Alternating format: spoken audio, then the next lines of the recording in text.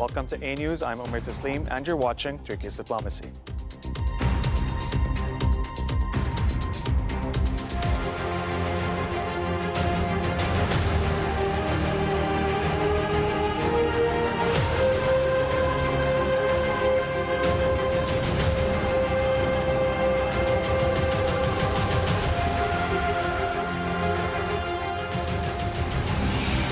Today's episode, I'll be joined by Yeliz Albayrak, who is an international relations expert and lecturer at Istanbul Aydın University, and Laurent Lequeux, a financial consultant and founder of the Macro Butler.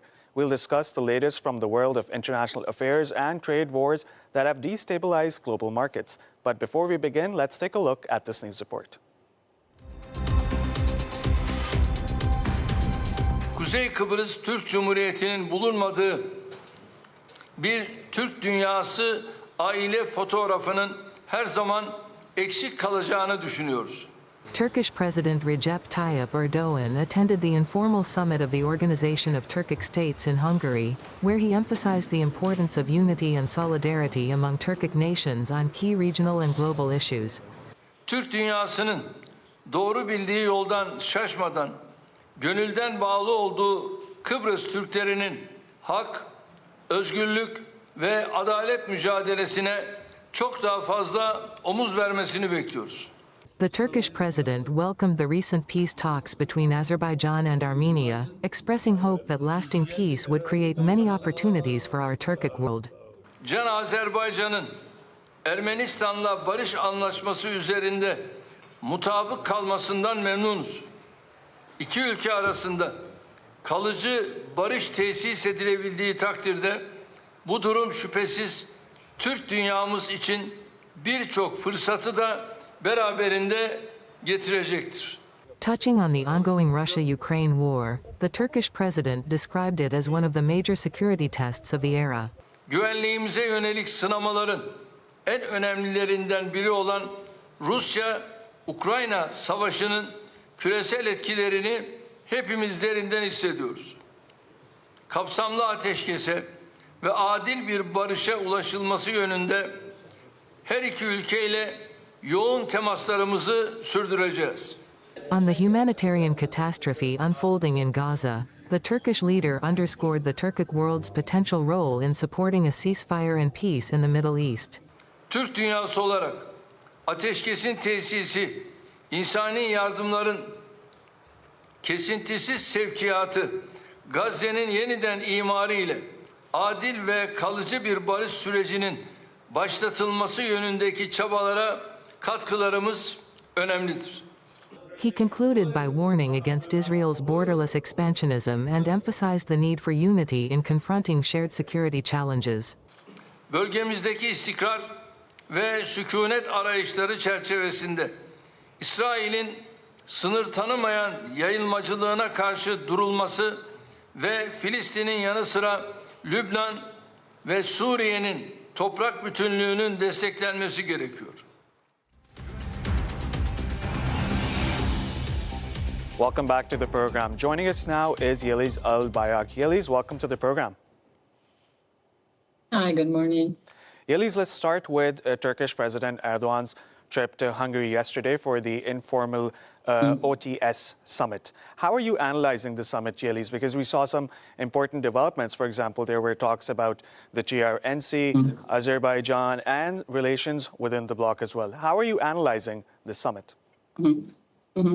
Actually, this summit is very important. The timing is very important, and the structure is very important. The structure of the summit is very important because since we are in the edge of a transformation in the global scale, the Turkish world, the Turkic works, those countries need to stand together and need to cooperate in lots of different areas, lots of different conflicts, lots of different, for example, the possible problems that can be aroused around our countries. Since the location of those countries, the location of the geopolitics of Turkey is a very harsh, actually, the point. The integration, working together, or connecting with all those Turkey countries are very important for us, because standing together and creating a new bloc, or creating a bloc that can open new ways for the integration, or the new points for working together with the Turkey companies are very important for us, since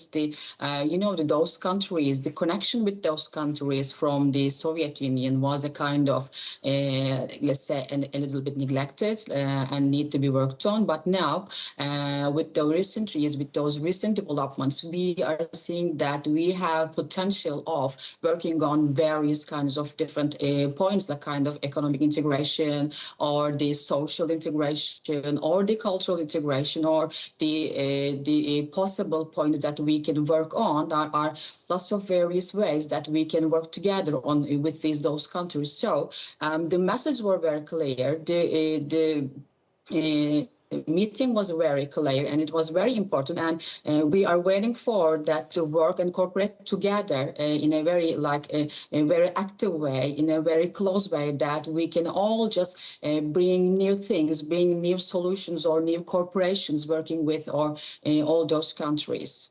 Yeliz, obviously there are tensions within the bloc.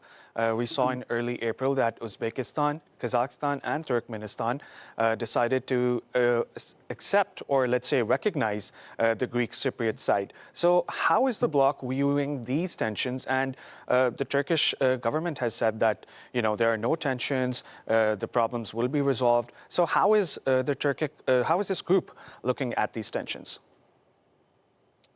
Actually, all those countries, of course, they are, all those countries are dependent on the other different aspects, like, for example, the Russia, European Union, or China. And we cannot just wait a very rapid change, at least in a very short term, to just neglect all those, like the bans or the dependencies with those countries. And of course, the recognition of the Turkish Cyprus is very important for us, and we are very determined for recognizing and working on this issue right now. But I don't think it will be like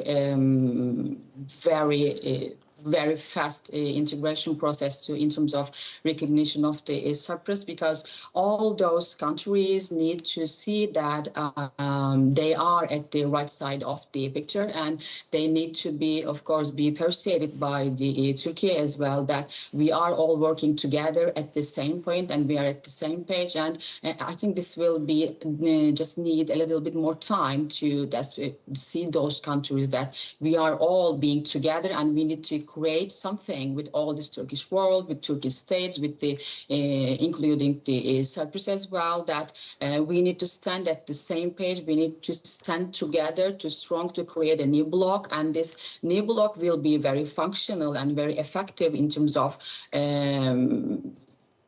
solving the new possible problems, of course, in the Middle East, in Asia, and the Eurasia as well, since all the politics is changing very fast, and new conflicts always, every day we are just waking up a kind of new conflicts and new possible triggering points, and that which can create new conflicts as well. So all these countries, plus Turkey and Hungary, all the Turkish worlds, and the Cyprus as well, need to stand together, need to understand that we need each other. We need each other as a bloc in terms of like the solving the possible problems or creating the new ways to stand together in this new this transforming system of the world politics. Since the politics is a kind of changing after the Trump administration, especially. The Turkish world, the Turkish countries need to see that the importance of standing together, need to understand the importance of the power of those countries, need to stand at the right side, at the same side, to just give or create an answer for any possible conflicts. I don't think there is a big separation. I don't think there is a big kind of difference between the perception or the understanding of the recognition of the Cyprus. But I think we just need a little bit time to see that all those countries need to understand that we need to stand together, and the recognition of Cyprus is very important for Turkey because all the international system and the other countries need to respect and need to understand that Cyprus is a country and a two-state system needs to be solved, and European Union or the other systems or the other countries need to understand that those systems, those countries, we need a solution, a kind of solution that with the two-state, with Cyprus, Turkish side, and the Greek Cyprus side, and the recognition point is very important here. But still, since there are dependencies and there are other, let's say, the interests with the European countries or European Union, those countries need to just maybe to persuade that need to be persuaded that this is the right thing to do, and this is the right thing to do in order to stand together, in order to be strong together, in order to reflect and be at the international area together with all the Turkish countries. Yeliz, let's talk about Turkey's role of a mediator. Over the last few weeks, we've seen Turkey has been involved in many different affairs. For example, there's the war in Ukraine, there's the war in Palestine, the Israeli genocide in the occupied Gaza Strip, the latest developments in Syria as well, and even India and Pakistan. So Turkey has been at the forefront of diffusing those tensions. How are you looking at Turkey's role, both regionally and internationally? Mm-hmm. Actually, we can say Turkey is like playing a key role, a very crucial role, a very pivotal role in terms of creating the diplomatic ways, in terms of creating the possible peace talks or peace meetings with the countries that which already having conflicts, or the countries which are very near to having areas of the conflicts. Since there is a conflict between Russia and Ukraine, there is still a conflict between all our Turkish borders as well. And since there are lots of wars and conflicts and possible conflicts very near to our borders, Turkey need to be and have to be very very active, need to imply a very active foreign policy in terms of bringing all the different sides of the different parts of the conflicts together at a common page, at the common base. At least need to open the ways for negotiating the peaceful resolution of all those disputes. So I think all the other countries, especially the USA, we can just understand this from the rhetorics of the Trump as well. He's always saying that Turkey is a very important actor in the area. Turkey is very effective in the Middle East, but the effectiveness of Turkey is not just on the Middle East, but we can see that Turkey is being a very crucial actor in the middle of the diplomacy that tries to bind together all the parts of the conflicts and tries to just create a common point, which, since Turkey is not a kind of pressuring all the parts of the conflicts. The parts of the conflicts are a kind of wants to sit down and wants to have negotiations in Turkey. So this is the importance of Turkey. We are just at the same equal distance with those countries. For the Russia, for the Ukraine, we are always trying to solve the problem. We are always bringing new solutions or the new ways of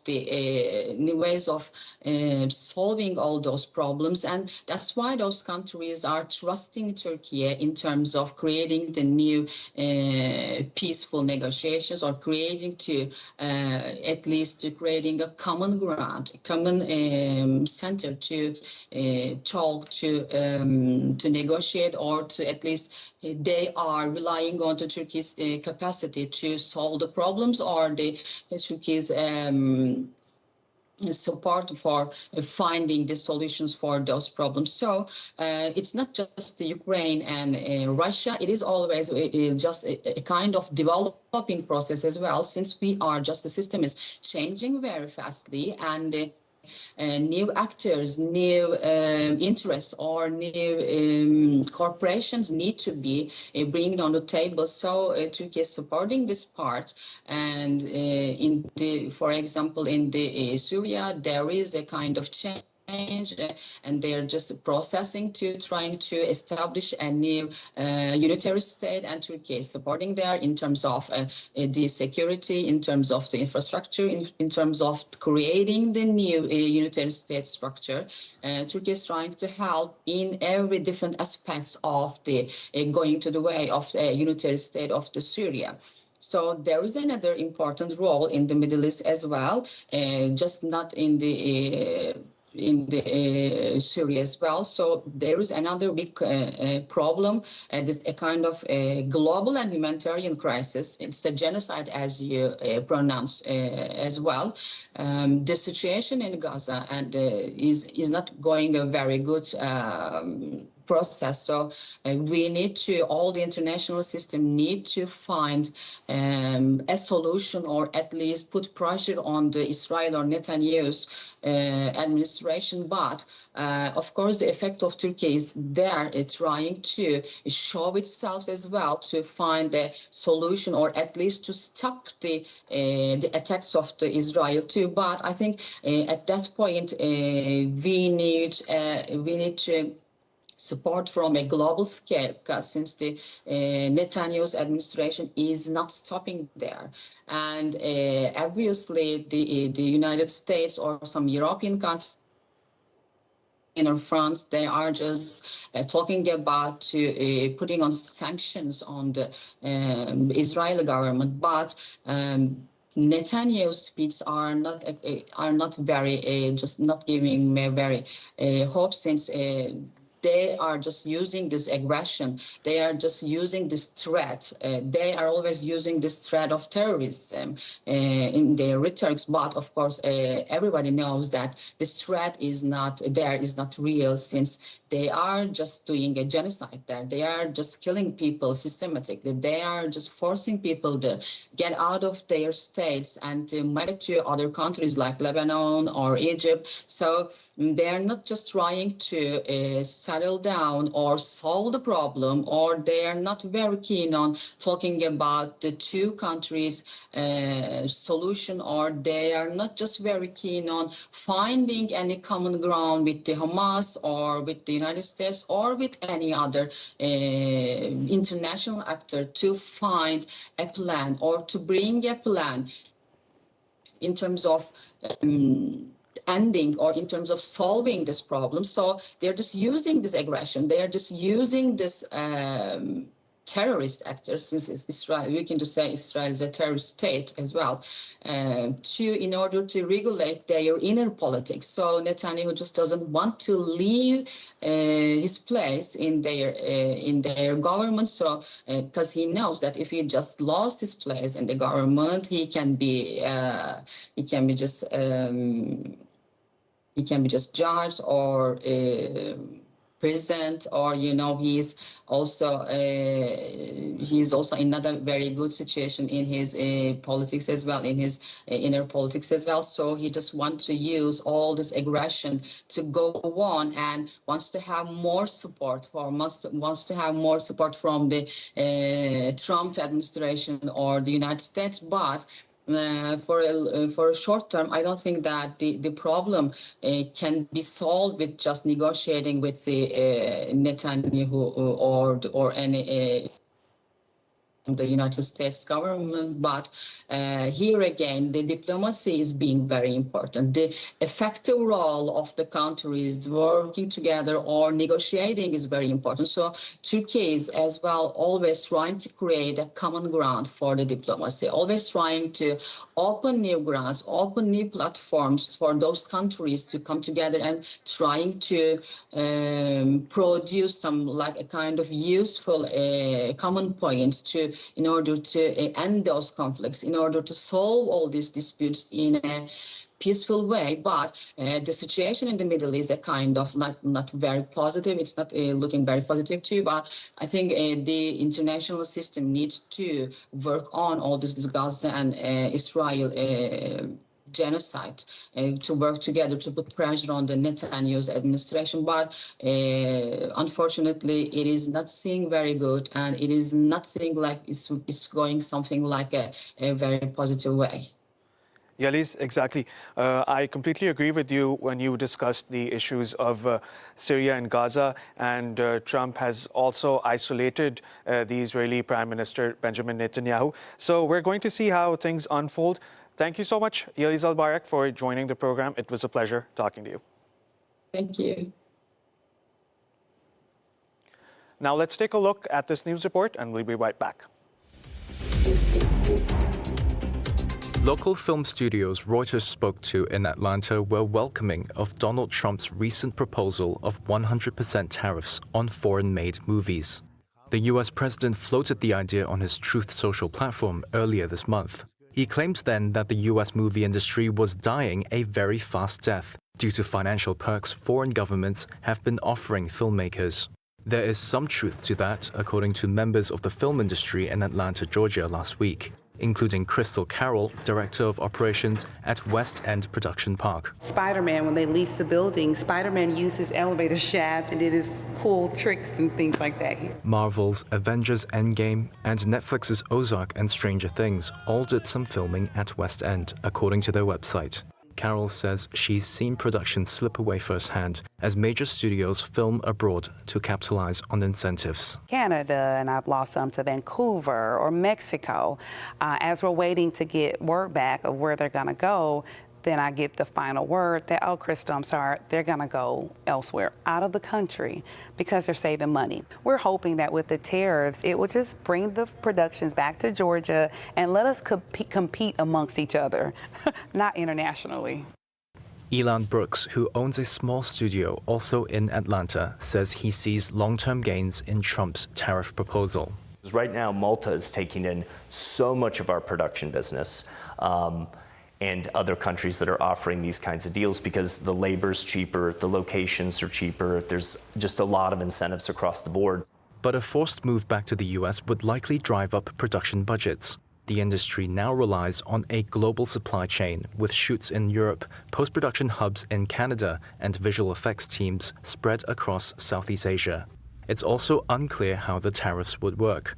Trump's tariff post was short on details and didn't say if the levies target films in theaters or on streaming, or what gets taxed, production costs or box office numbers. The industry has seemed baffled by the idea, including director Wes Anderson at the Cannes Film Festival Tuesday. Can you hold up the movie in customs? I feel it doesn't ship that way. Meanwhile, experts have warned of unintended consequences. Kate Fortmuller, a Georgia State University associate professor of film, worries other countries may retaliate against U.S. movies. Hollywood's a global industry. It's always been a global industry. It depends on global audiences. It depends on global labor. Historically, Hollywood has been known for taking directors from other countries. In the 30s and the 40s, Germany had a great industry, so let's take some German stars and directors and have them work for Hollywood, right? So it has always been global, and it becomes very hard to disentangle that from its identity. She says films shot overseas are an intangible product, a service, not physical goods, and so applying a traditional goods tariff on a service industry is also problematic.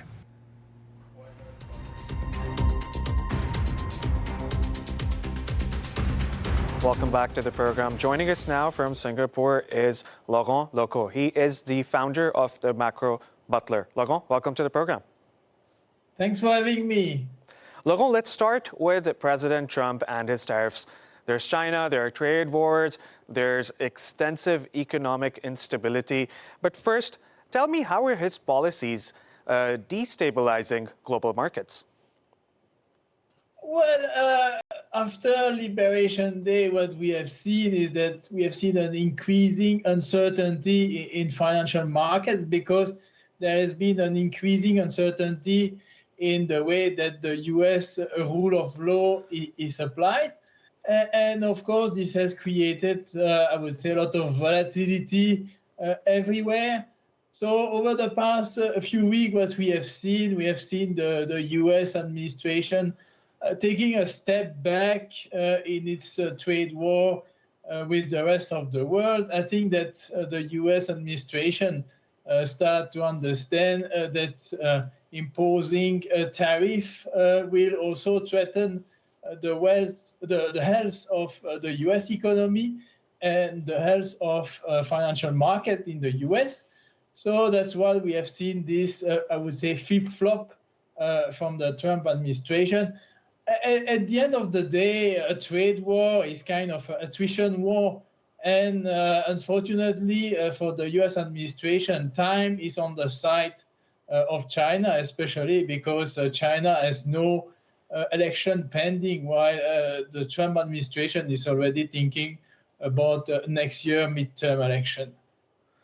Laurent, when we talk about China, right, there are political aspects, then there are economic aspects as well. And China and the United States have been fighting for years over economic policies, over political policies, over human rights.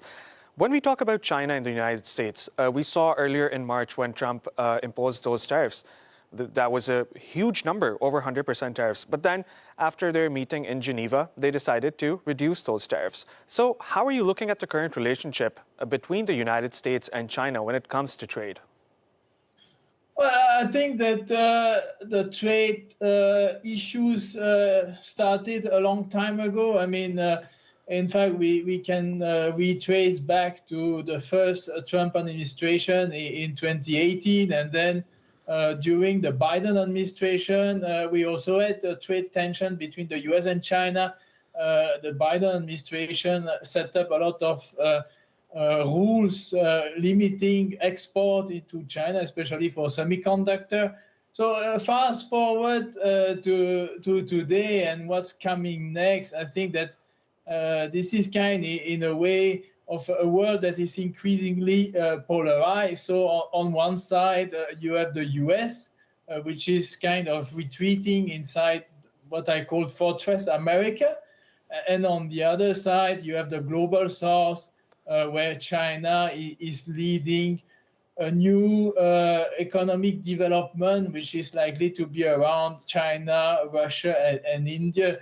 So I guess that if we want to look a bit on a longer-term time horizon, the direct impact of this rising trade tension will increase the ties between Russia, India, and China over the long term, where you will see a development of a new economic superpower zone. And on the other side, the US will most likely retreat inside its country bordered by two large oceans, like President Trump liked to say. So I guess that the US will need to focus on its reindustrialization.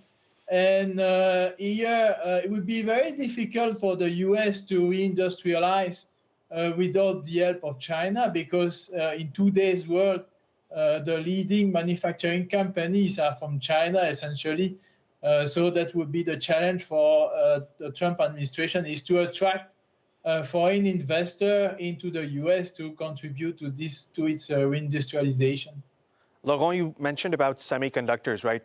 So on Wednesday, China's Commerce Ministry said that it would take legal action against any organization or individual assisting the United States in discouraging the use of China's advanced semiconductors. What sort of steps can China take now? Well, I think that we have seen over the past few weeks, Huawei has developed its new notebook, which runs on its own chips and on its own operating system. So in terms of what kind of measure that China can take, I think that this will probably impact the US technological companies. And as I've written recently, I think that, in fact, the major casualties of this trade war could be the Magnificent Seven, because most of the Magnificent Seven have also grown thanks to the economic development in China, like Apple, even NVIDIA is doing quite a sizable business in China. So I think that the risk is mostly for this Magnificent Seven to be kind of set aside of future growth in China and ultimately set aside of future growth in this region around this economic development between China, Russia, and India. Laurent, you know, when we talk about the war in Ukraine, we see that there are many issues, not just on a political level, but also in terms of finances. We saw sanctions, we saw trade being stopped in that region. Now Ukraine is asking the European Union to impose more sanctions on Russia. What sort of an effect could that have on financial markets? Well, if we look back at 2022, I mean, the European Union and the US started to weaponize financial assets, especially US dollar asset.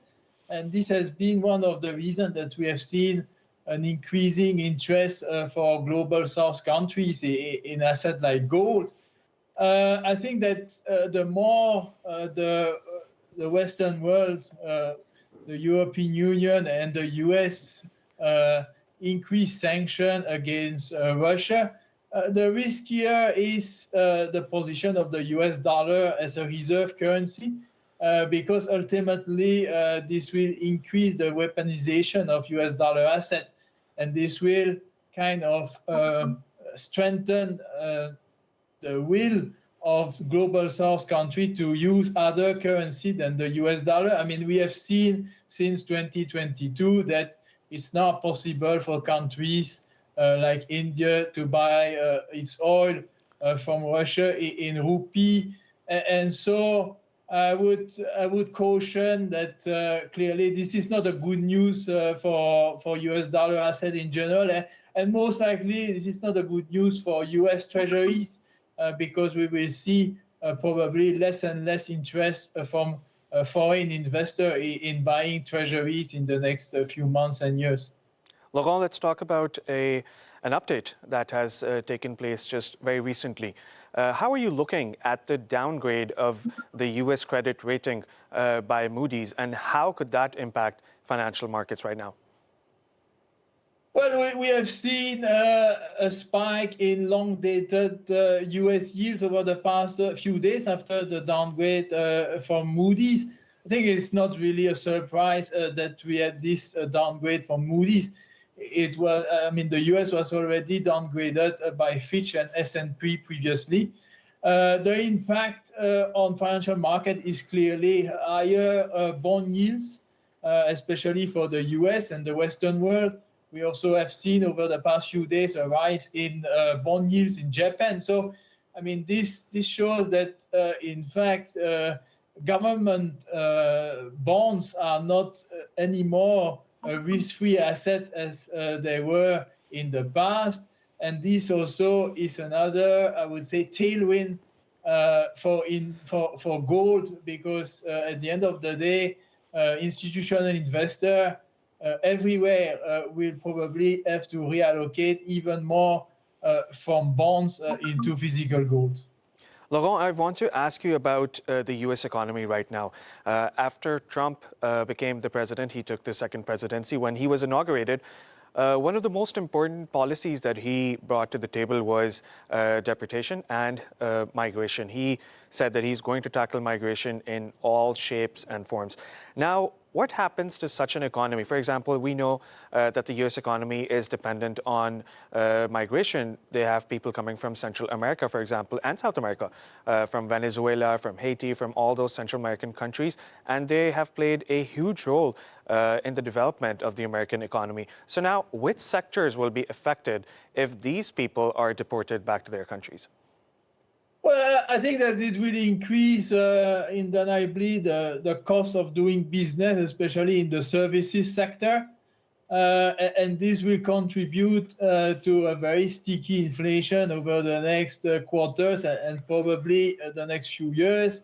I mean, tariff will translate into higher good prices one way or the other, meaning that we will have the return of the good inflation, and the tighter immigration policy will contribute to higher service cost, meaning that we will have also a much stickier service inflation over the next few months and quarters. So all in all, for the US economy, it means that while the Fed is still talking about the 2% CPI inflation target, I mean, most likely in the next 12 to 24 months, we will see a CPI around 3 to 3.5 or even maybe 4%.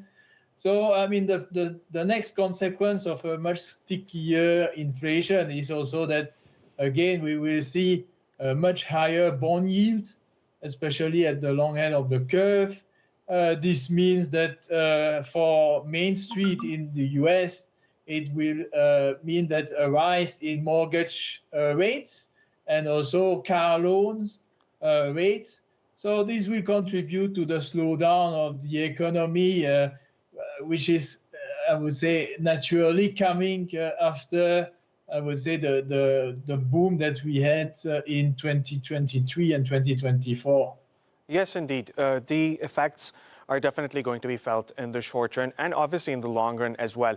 Laurent, you know, there's one question that's on my mind, and it has been for a very long time. We've seen how the United States has been sanctioning Iran all over the past few years. Even sanctions from Europe were imposed on Iran, on the oil industry and on other sectors as well. Now, Laurent, tell me in simple terms, what happens when you buy oil from Iran? How do these sanctions work? Who gets affected? Well, I think that there's kind of a black market of Iranian oil, which is well known. I mean, if you look at the data, especially the oil production, the oil data in Malaysia, in fact, Malaysia is exporting more oil than it is producing.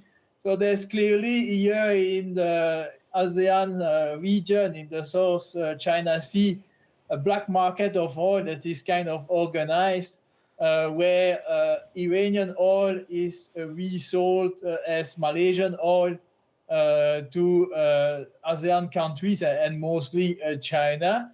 I don't think that we will see any easing in terms of the tension between Iran and the Western world. In fact, I believe that in the next few months, we could see even more tightening of sanctions against Iran. This is very important for China because China mostly supply its oil partly from Iran and partly from Russia. So again, I mean, outside the trade war that has started between China and the US, there's also behind the curtain another war where energy supply into China is kind of constrained indirectly by the US. So this will increase also the tension between the US and China in the foreseeable future. Laurent, we're in the final 2 minutes.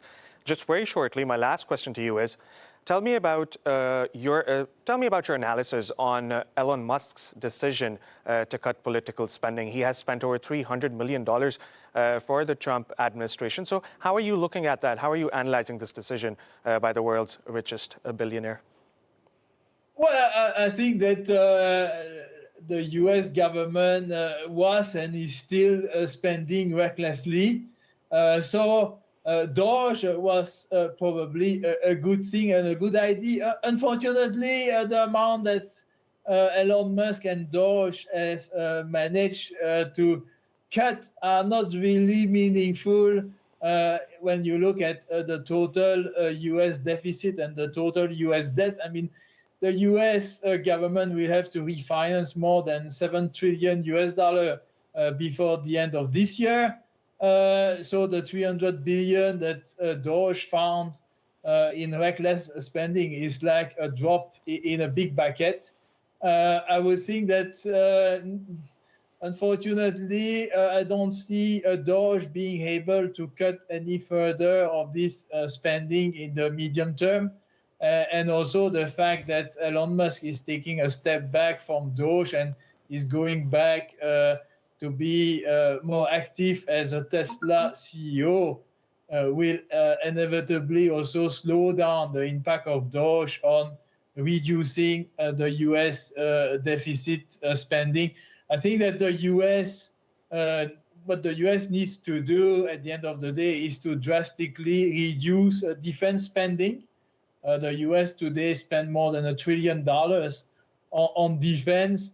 And unfortunately, I mean, based on the latest Pentagon budget, I don't see that the U.S. government is looking to reduce its defense spending. So at the end of the day, and with the big, beautiful bill that will most likely be voted over the next few days or week, in fact, U.S. deficit will keep rising, and meaning that, again, there will be more supply of U.S. treasuries, and on the other hand, there is less and less demand for these U.S. treasuries, especially from foreign investors. So this will probably push U.S. long-dated yields much higher. I don't think we should rule out to see 10-year yield in the U.S. above 5%. Even 30-year yield could easily go above 6%. And this means that, of course, again, this will kind of push much more volatility in financial markets over the next few weeks and months. Laurent Lecault, thank you for being on the program. It was a pleasure talking to you. Thank you very much. And that wraps up this edition of Turkey's Diplomacy. Thank you for joining us. We'll be back soon with more insights.